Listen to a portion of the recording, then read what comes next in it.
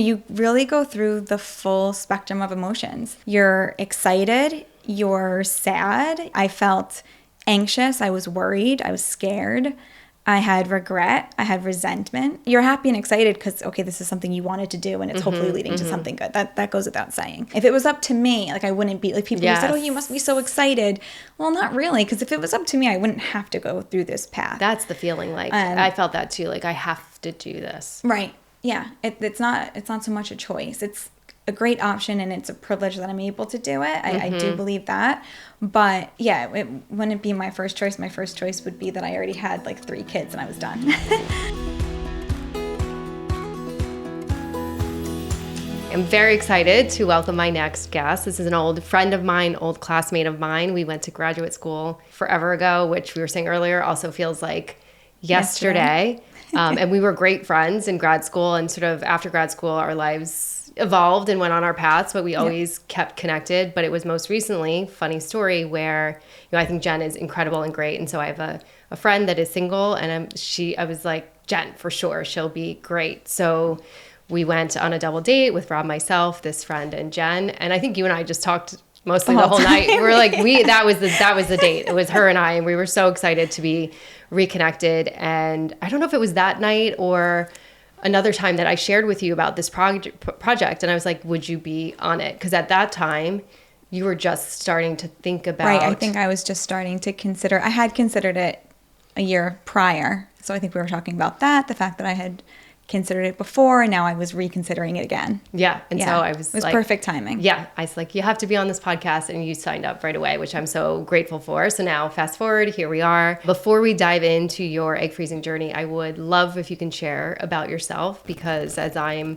filming and recording these and having conversations, every woman on this podcast is incredible and has so many accomplishments and so many things to celebrate outside of egg freezing, partnership, the milestones I've been calling them. So I'd love for you to share kind of what your 30s have been thus far, who you are, what you do, just more about you. Yeah, absolutely. Well, as you mentioned, we went to grad school together. So after grad school, we took different paths, because you originally started in school counseling. I was in school counseling. You came back from mental health, which... cliffhanger, like I might do that too eventually. But I did go the school counseling route, and it ended up leading me down a path of working in higher ed. So now I oversee the advising and retention department of a university in Connecticut. Amazing. So we oversee the retention of like 17,000 students. Wow, I didn't know inching it was that. Inching close to 20,000 actually. It's getting up there. Yeah, I actually recently got promoted, so now I'm over the entire department. It's like oh my God, congrats. Thank you. It's like 150 people, so it's a lot of responsibility, but I love it. It's a good combination of a little bit of business as well as the advising side, and really matching like the behavior to a number. So It's kind of really cool when it all comes together. And then I teach psychology too at the school. Oh my God, so that's been incredible. great. And I teach it at Manhattan College. I'm about to do a summer session at Manhattan College, our alma mater. Oh my God. So that'll be fun. Otherwise, in terms of my 30s, I mean, yeah, it's been a large focus on career, right?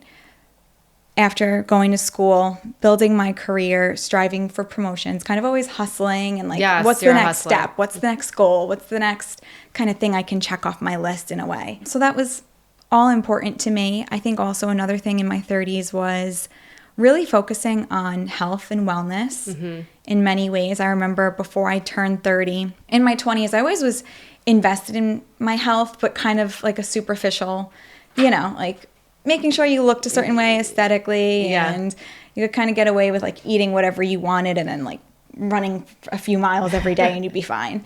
And so I went on that for a long time. And then before I turned 30, I was like, no, I want to really focus on my health, be in the best shape of my life.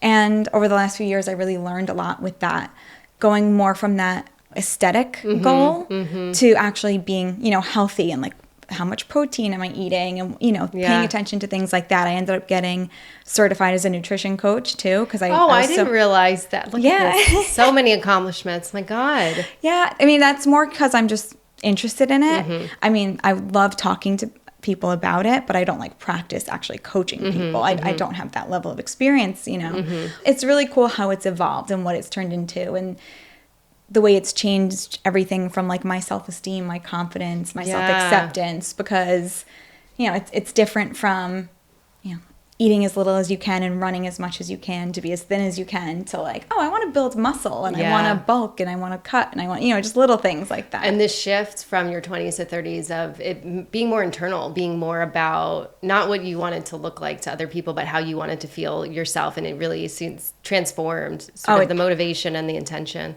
Totally changes, I think, when you go and get into your 30s. And also like culture changed at the same time too. You know, when we were younger, like super skinny was really in, and now it's like it's definitely shifted. So it's interesting how that all kind of. But for you, it sounds more like you just wanted to feel good in your body for you and feel strong. And I love that. Wow. So you've had a great ride so far in your 30s, and you're always striving, right? You said cliffhanger before. Maybe you want to share sort of what you're thinking about, what you and I have been talking about in terms of next steps for you. Yeah, I know we revisited, did I want to maybe pursue my mental health counseling license? Well, I want you to, because I want you to come work with me, for me, whatever. I know. Maybe I'll be joining you in the city. I'm thinking about it. I'm weighing my options. I just got that promotion, so it's like adjusting to that. And now I'll be teaching at Manhattan College, so it's going to be interesting to see, do I want to teach? And then as I was driving here today, I'm like, could I be driving there as a teacher and then maybe get there a little early and take a class and then teach a class, or what would that look like? Because I'll be on campus. Multitasking. So we'll see. It's all about spinning different plates. Always. We're always multitasking. We're always, and that's the thing. A part of this achievement has come up as part of the conversation, right? We set these goals. We strive for these goals, and I want to jump into the egg freezing part and how you started to think about that, what that's looked like for you, and you just recently froze, but thinking about it in all these frameworks we usually have with school, with grad school, with jobs, with fitness, with nutrition, like achievement-based, goal-based. And it's clear we go for it, we get it. And then sort of all the emotions that come out around freezing and being in this place that this is a choice in front of us that we feel like we have to make. And it being so far from that, it's not something we can just achieve. Right. I'm very goal-driven, I'm the person that likes to make lists. And like I said before, check it off the list, right? So it totally plays into this conversation on a bigger scale. So share, if you don't mind sharing, sort of when you started thinking about egg freezing, because I know your journey, so I want you to share it with everybody else. Just when you started, when you went to the doctor, kind of delaying, what that was like, and just walk us through it. So I first started considering it in 2021 during COVID, right? During the pandemic. It's a lot of time for reflection. There was so much uncertainty. We were starting to come, it was a weird time in 2021, the end of the summer, we were starting to come out. There were a lot of loosened restrictions over that summer. You start to kind of just think about the uncertainty of the future. Being 32, 33 years old, I started thinking, okay, is this something I want to look into further? And I did go for an appointment, a series of appointments in 2021. Do you mind sharing like where you went, how you found the place? Yeah, so my OBGYN, who I absolutely love, Dr. Burgess, she's in New York.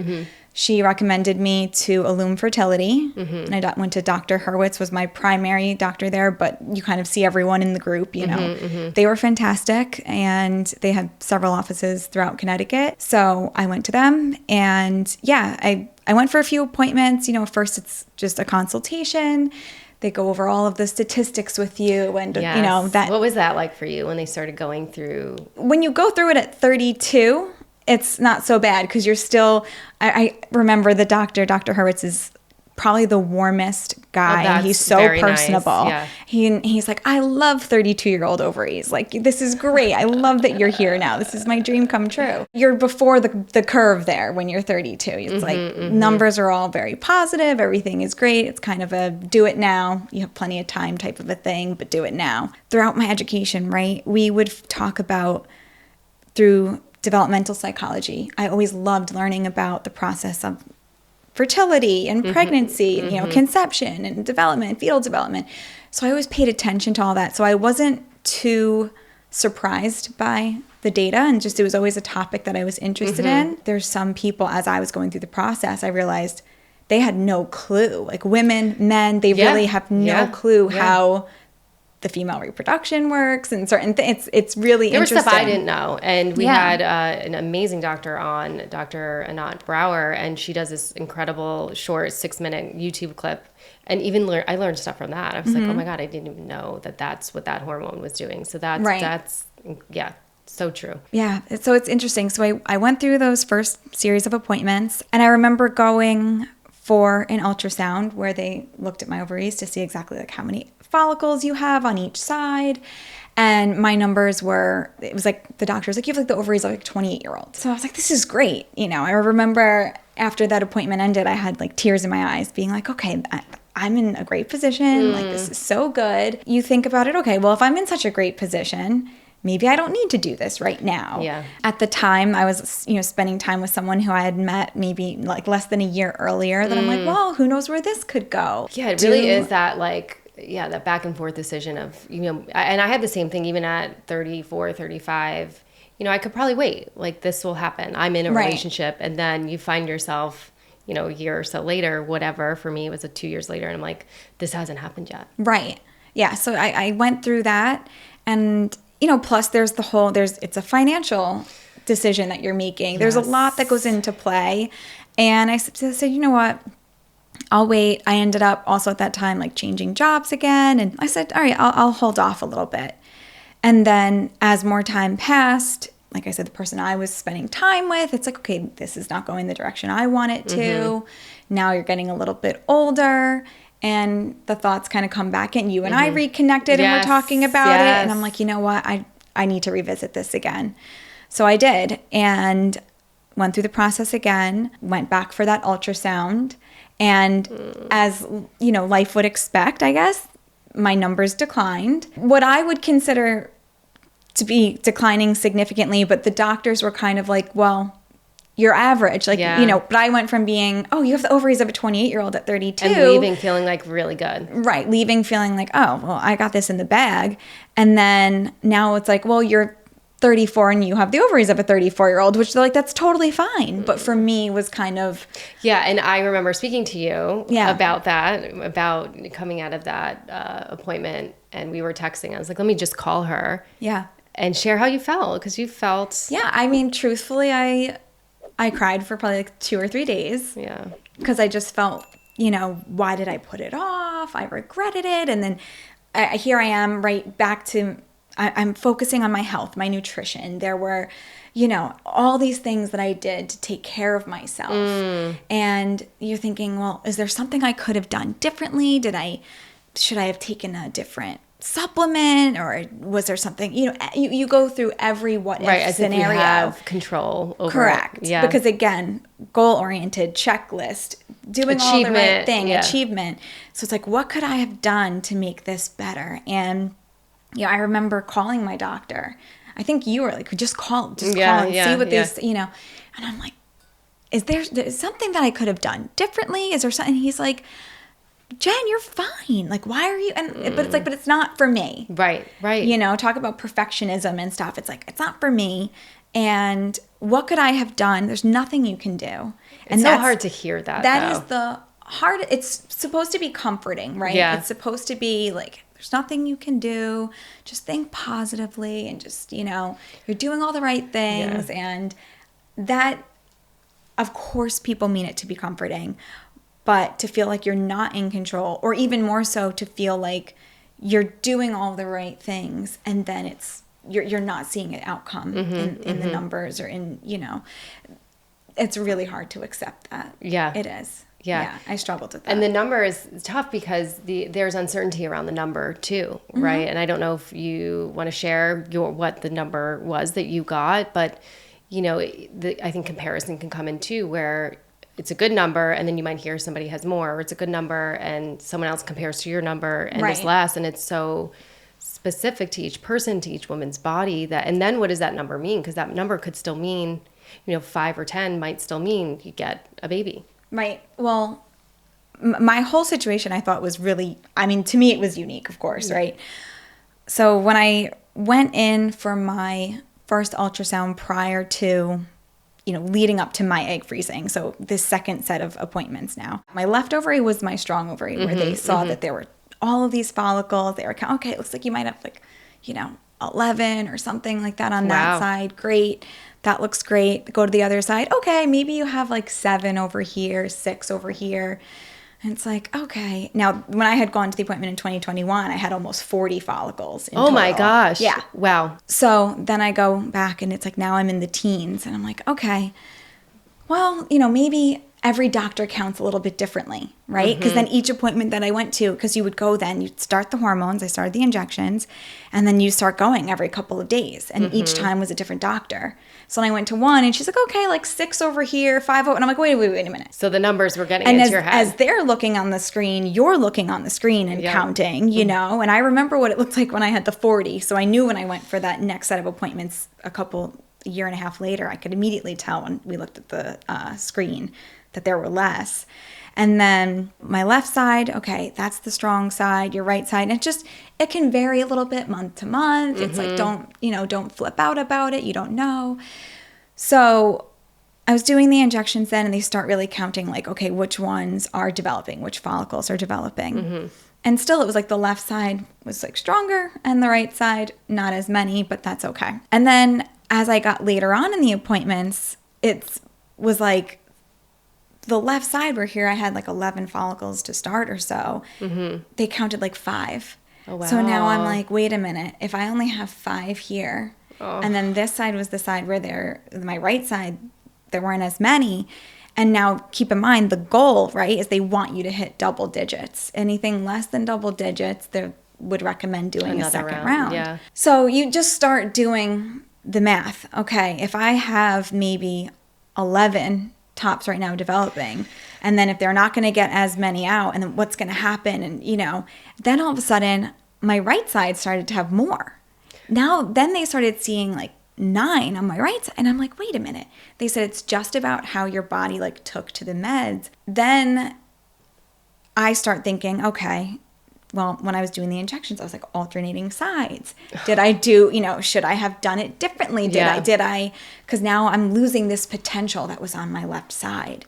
Whereas if they all developed and my right side ended up surprising me and having 9 or 10, then I could have had 20. You just start going through all these things, and you could drive yourself nuts. Yes, absolutely. You really could. They ended up getting 13 follicles and we were able to freeze 10. You got your double digits. So I got double digits. Yeah. Me personally, I would have loved to have double that. Yeah. But one of my friends actually said the most comforting thing she could have, because you're right, it's totally a comparison game.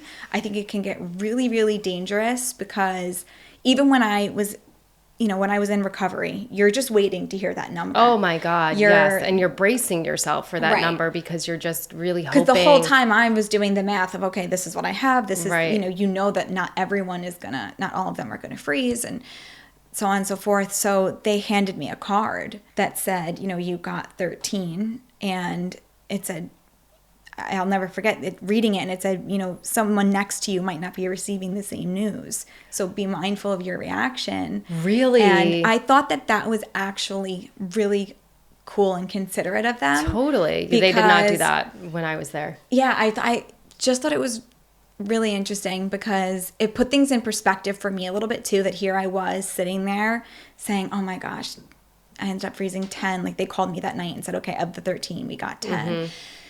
But, there are women that get 3. Or 1. Or 2. Or none. And they go through this cycle so many times. I know. And not only that, but the point that my friend made that helped me the most was, think about it on the other side of this. These follicles would eventually be embryos that then you're going to use for IVF. Are you going to go through IVF? How many times would you be willing to go through it? And it's a really good point, because if you did have 20 eggs, well, usually they'll typically put 1, maybe 2 in for each cycle. Well, I'm not going to put myself through IVF 20 times. Right. So when she said that to me, I was like, you know what? That's a really great way to think about it, because some people might do that. Don't get me wrong. Everybody's different. But I personally, and especially at this point, I'm 34, I'll be 35. I don't see myself that I would go through multiple rounds of it. So you know what? With 10, if I had to do 10, then okay, that's an okay number. And if it happens, it happens. If it doesn't, it doesn't. Because you start getting that calculator too, right? Oh, the math. You put your the age, math. you put your number, and it tells you like your likelihood of 1 kid, 2 kids. It's like, it's well, you so can drive, like you overwhelming. said earlier, you can really drive yourself crazy with the numbers. And there's really, and Dr. Brower earlier was saying there is more research and data that can create a little bit more certainty, but there's still a lot of uncertainty about the numbers. So you can really like try to do all this math on what? Like you don't even know. Right. And I don't even know if this is scientifically accurate, but the way I kind of thought of it is if it's 10 eggs that I was able to freeze, it's pretty much, I got myself like 10 months of trying at 34 years old, right? Because it's like I'm 34. One egg per month. One egg per month. So it's like thinking of it that way. Like I bought myself That's a really interesting 10 months. way. I've never heard anyone frame it that way. Yeah, that's great. After freezing, how did you feel? It sounds like you felt some relief, some insurance in the bank. Yeah, a little bit. I mean, it wasn't, we talked about this, like it wasn't that cure-all that you think maybe that it's people are like, oh, you're going to feel so great after this is done. And it's going to be, you can check this off the list and you can be happy that and I'm happy that I did it. I have obviously no regrets that I did it. It doesn't give you an answer. It doesn't give you a definite. No, and I know So, and nothing is definite though. So I think for me, it gave me very short temporary relief, but to your point, not a cure-all. Yeah. So it was still like, there's still all this uncertainty that exists in my life, in my relationship, in my journey to motherhood. So yes, while this is great, it's not the cure-all. It gives you like a little sliver of... In hindsight, it will be. You know what I mean? Like if I use the eggs one day and I have then great. Yeah. But you'll never know that maybe I'll never need them. Maybe I'll never want to use that. Who knows? Well, what's interesting, and we didn't get a chance to talk about this today with Dr. Brower, is she had shared a statistic with me that, and I think I shared this with you as well, right? That 15% of the eggs get used. Right. Which was fascinating because I think that's quite low. But for my journey thus far, I didn't use my eggs to get pregnant with my son. I'm in a different situation now where I am thinking about using them for hopefully number 2, but yeah, you just don't know. And that's the other thing, especially, and I want to talk a little bit about the financial piece, because for me, it was like, am I going to invest all this money? And 1, maybe never use them. 2, maybe they won't work. Like I left my first consultation, like, why am I doing this? Like, why would I invest all this money? Right. And so I'm curious to hear for you, like, what was your feeling around the financial piece of it? The first time that I went when I was 32, it was a little bit different. Like I said, with my career, I've had a lot of promotions, things like that. So believe it, within 2 years, my financial flexibility was a lot greater. So I had the ability to do it. It is an investment and it's a risky investment, right? Like you said, you might not ever use it. And depending upon your age and your priorities in life, I mean, there are plenty of people who've spent that money on a million, on a trip or on, something else more superficial or something like that. So it's an interesting decision to make. It's not an easy one. Something else people don't always talk about is that when you freeze the eggs, that's an initial cost. But then to use the eggs is a much larger cost when you actually get into like the IVF route of things. Yes. And, insurance doesn't cover anything. I know there are some companies, down in the city, I think it's like JP Morgan, companies like that, where it's expected that, their employees during those young years, right, are working like crazy. So in some of those companies, it is covered. Some of them cover it 100%. So that's a phenomenal opportunity for people. But for me, even if it bought me a little peace of mind or just the option to have, it was worth it. Yeah. It's interesting to think about the investment piece. And I think part of this is, at least for my journey, is not thinking that I would end up here and not thinking that I would be 34 unpartnered, 37 not a mom yet. So I wasn't planning for that. I wasn't planning in the way that I was planning to buy a condo or planning in a way investing in grad school. Like, I turned around and I'm like, crap, I'm like getting of the age where the eggs start declining and I didn't have money for that. I didn't plan for that. I didn't plan to be there. And that was part for me that was made me really angry or sad. That's like, I just thought it would happen. I just thought I would meet somebody. And at this point in my life, I'd be doing this without having to make this decision. Right. No little girls when we're younger, or even in your teens or whatever, you think of your future, no one thinks, well, I'll freeze my eggs at 35 and then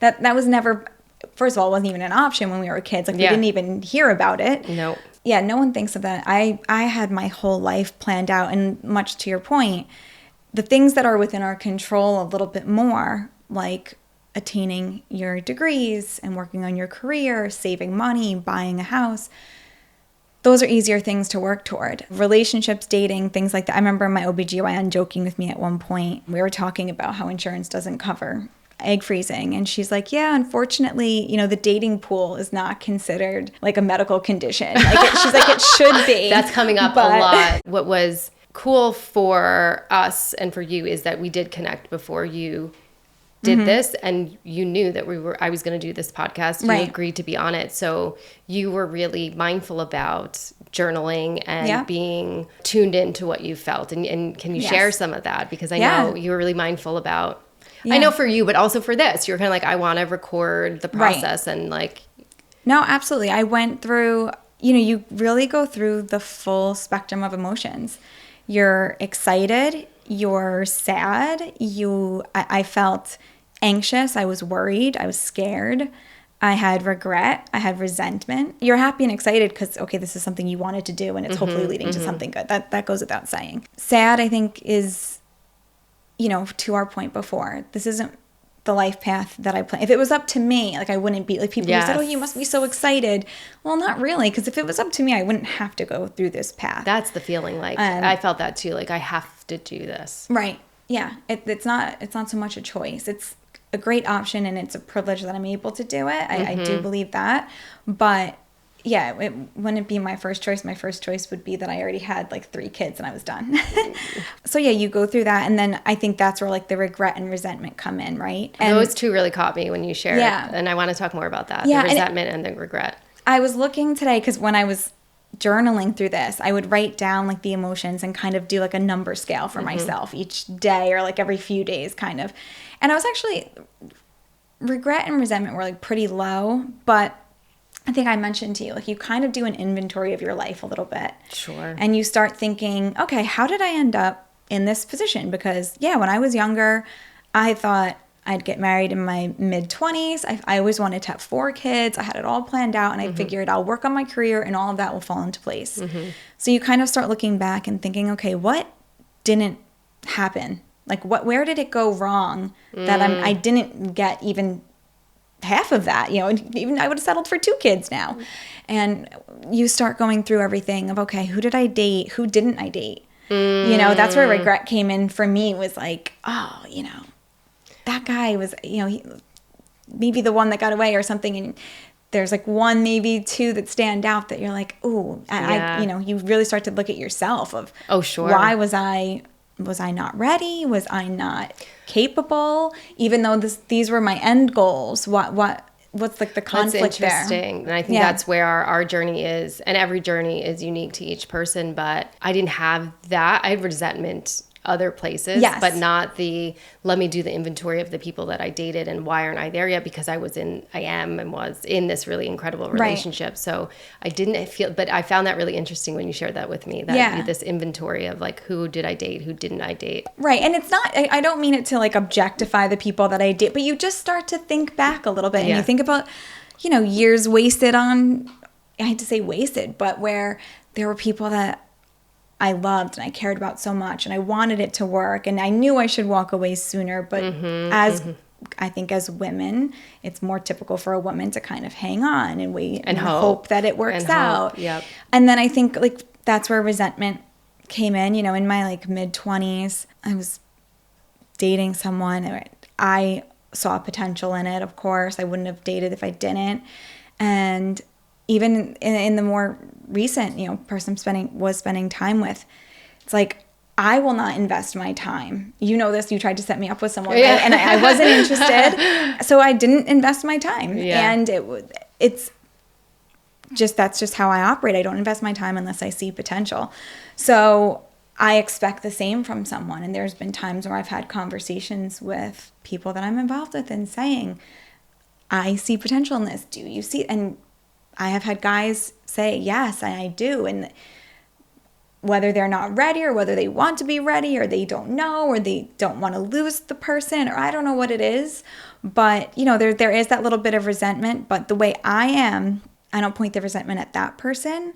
I kind of resented like myself then for not walking away sooner. Oh. And saying like, why did you hang on and why did you keep waiting? Yeah, it's sure. Hard. It's so hard to look. Yeah. It's being hard on yourself and unkind, I think, to yourself because you look through this lens now saying, I should have done that. I wasted my time. But when we're in that moment, we're rationalizing it. We're making decisions based on what we feel in that moment. While all that's going on, you're focusing on your career. So, okay, I had this relationship. We were talking about it earlier today. When you're busy and you have a lot going on, it's kind of like, okay, a relationship that is not maybe escalating the way you want it to ultimately in life, but it kind of makes sense for now because I am so busy with all this other stuff going on. So it's okay that this is kind of stagnant and not growing because I have all this going on.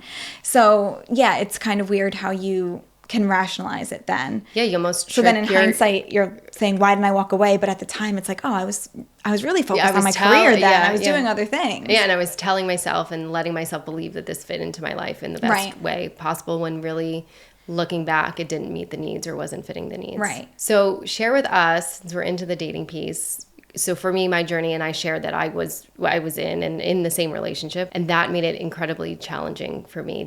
Are you okay with sharing like we're at in your? Yeah, I mean, like when I went to the appointments in 2021, like I said, I had met someone maybe less than a year earlier. I'll say I was spending time with them for a couple of years that we were spending time together. I think in this day and age, the way there's so many categorizations for dating, to call it like a relationship, it does not.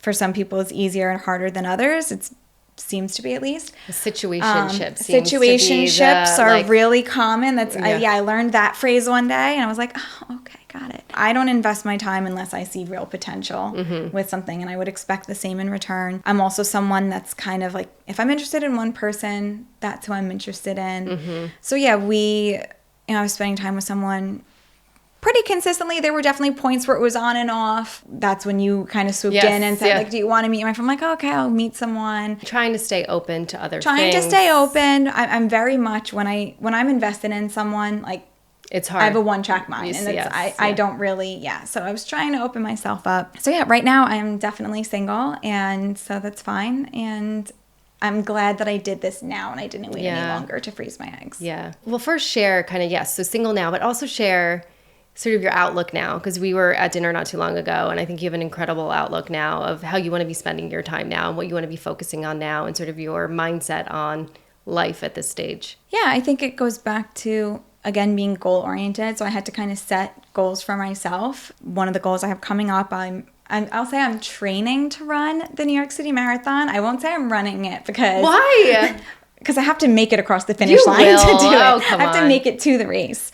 So I'm like, I will be training to run it. That was pretty kind of serendipitous, the way that I was talking to my neighbor. We were eating dinner in my apartment one night, and she was talking about training for the Chicago Marathon, and we were just talking about her pace is like a sub-8 on marathons. Oh, that's incredible. She's incredible. Yeah. So she's like, we can practice together. I was like, yeah, you'd be like, I'd be in the dust. At the same time that we were having that conversation, someone sent me a message and said, hey, there's a spot open on my team for the marathon. Do you want to? Universe. And I was like, right. So I was like, oh man, I think I have to do it. And I had just been saying, once I get through the egg freezing process, because, with the injections comes, maybe you're not working out as much, or you're working out differently, or you're bloated, and all these different things that you go through. So I was also eating differently during that time. So I had gained a little bit of a weight and things like that. So I'm like, okay, after that's done, I'm going to change my focus up. So it was like kind of perfect timing. So I'm training to run the New York City Marathon, focusing on that. I'm always focused on just opportunities to travel, change, whatever that looks like. I spend time with my friends a lot that I grew up with, all those kinds of things. My family, I have an adorable baby nephew, and I have nieces and nephews that are all adorable. So it's fun to do all those kinds of things. And I think it's just a matter now of focusing on I hate to say, it sounds selfish in a way, but like focusing on myself. No, not And selfish. Amazing. yeah, just going back to the beginning of the conversation, right? Health and wellness. I think I've focused so much on the health part between the working out and the nutrition and all that kind of stuff. And now it's a little bit more of that like wellness, that internal piece. Yeah, I really got the sense from you when we were at dinner not too long ago that really just this desire to like live and enjoy and experience and like do it all now. Yeah. Well, because I think something that was hanging over my head for a little while the last couple of years was, should I freeze my eggs? Should I not? What am I going to do about this kind of a thing? Well, now that's done. So, okay, like, on to the next thing. Yes, very exciting.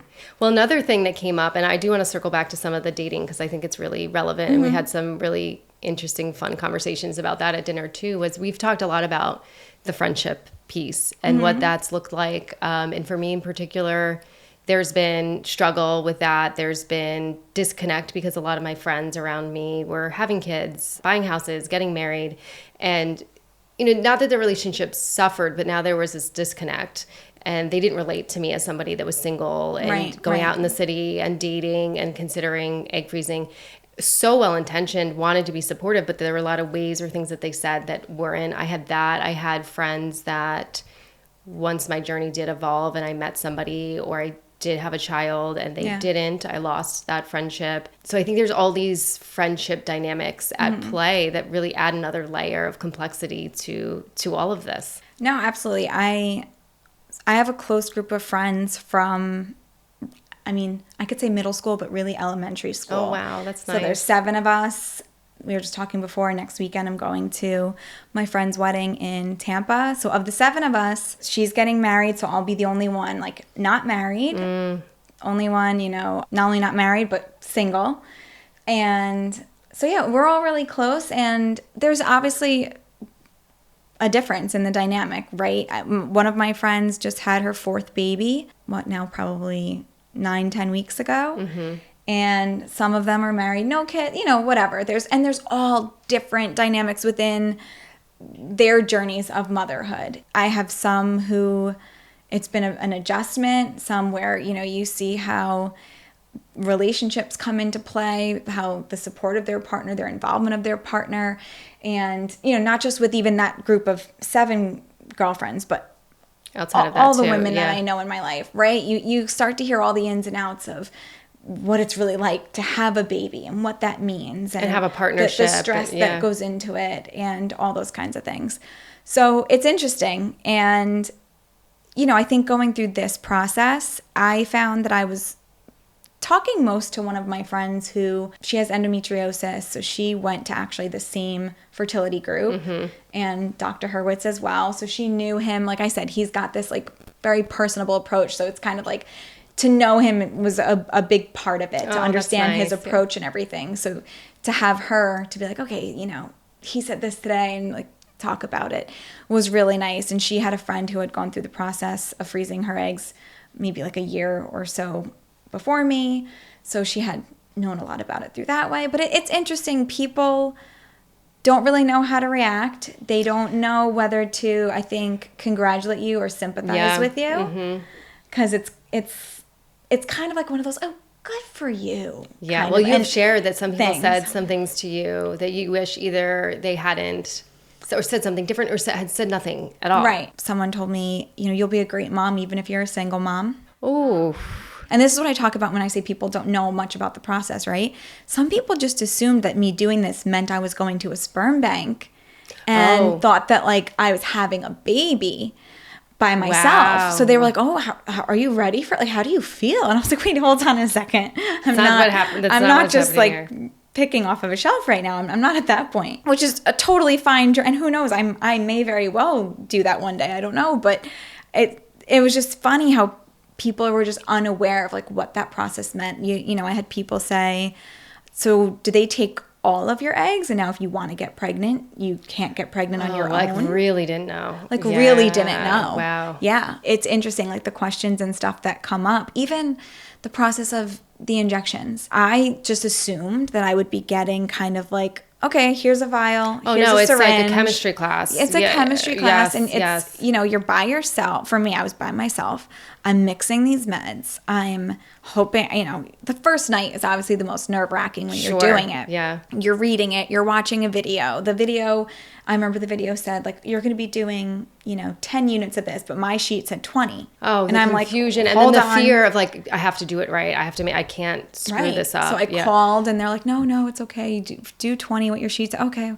They had, a nurse on, like, standby and stuff. Okay. You're talking to people, people are like, oh, well, I'm sure it's like not a big deal, right? And it's like, so many people do it, and it's like, well, I would think the same, but then when you're the person doing it, you're standing in your bathroom by yourself with this needle, and you're like, what? Like, again, like, that's the moment where you say, what happened in my life that, like, I'm here I am in this bathroom, injected. Yeah. Yeah. For me, with those injections, and I shared on a solo episode, and I think I shared this with you, my therapist at the time encouraged me to have Rob help me do that, which at first I didn't want him to. So that was interesting for me because I'm in this kitchen with this man I love and who I want to have babies with, but we're freezing my eggs. It is those moments where you're kind of like, what is happening right now? To circle back to the friendship piece, I've also had friends, and it made me think when you were saying, like, knowing people's situations and maybe it's not, the grass is not always greener. I had a really close group of friends.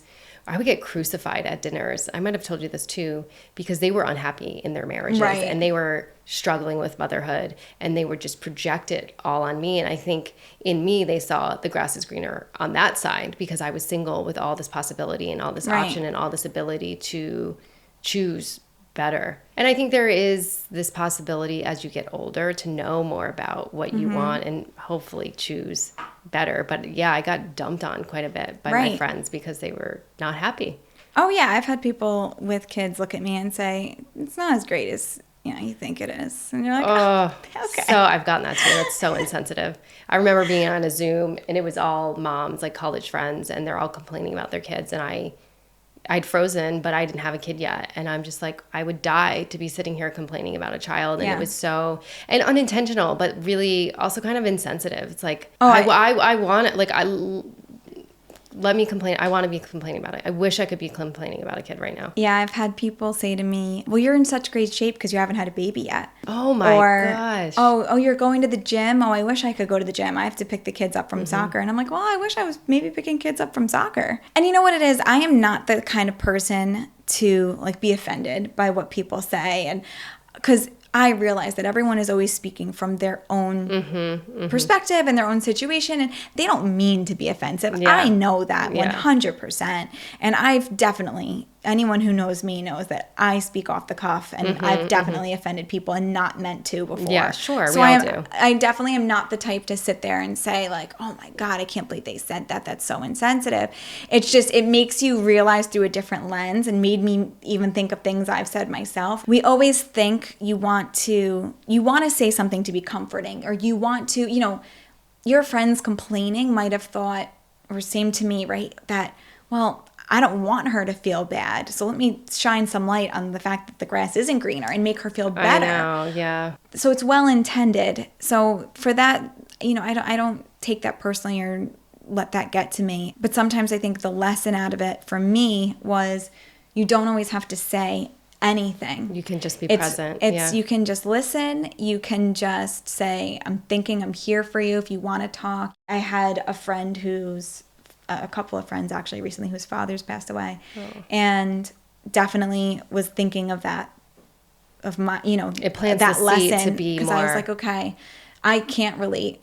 I can't, even if I tried to find the words to tell you how sorry I feel and how, you always don't want to upset that person more, or you don't want to say something wrong, so just be there. Yeah. And, I that's a lesson I took away, and that was something that, And I think that's so great to share, because I do think people want to be there, and they feel like it has to be actionable, and they feel like they have to do something, they have to say something. So I think that's a really great piece of information for people that haven't gone through this or haven't gone through something they can't connect or relate, just to be present. Right. No, well, absolutely. Thank you so much for sharing all this. Anything you would say to any woman that is considering egg freezing?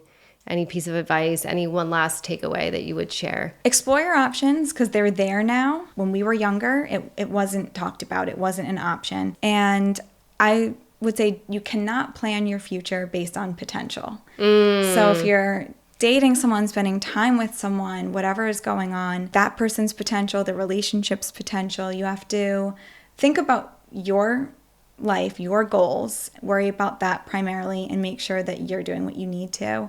And if that means freezing your eggs, then if you're able to, if you're financially able to, my recommendation would be the sooner the better for people. Go for it and do it. And yeah, just don't plan your future based on potential. Yeah. And live your life now is what I tell people. Like, be in the now, which can be really hard when you're thinking about potential, you're thinking about future. Yes, right. Yeah. Exactly. Don't look at the reality of everything too. Be present and in the reality. Yeah. Well, thank you so much for Absolutely, being here of and being course. sharing and being a part of my life and being part of my journey. I appreciate you. More to come. Yes, much more to come. Lots to come. Love it. Thank you. Join us next episode for another incredible story from another incredible woman.